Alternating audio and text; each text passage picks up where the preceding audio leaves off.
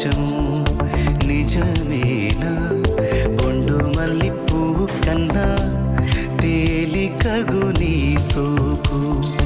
రెండు కళ్ళు మూసుకున్నా లాగు మరి నీ వైపు సొగసును చూసి పాడగా ఎలా కనులకు మాట రాదుగా అలా వింతల్లోనూ కొత్త వింత నువ్వేనా ఆ అందం అంటే అచ్చంగాను నువ్వే ఏ చిలిపి కళ్ళ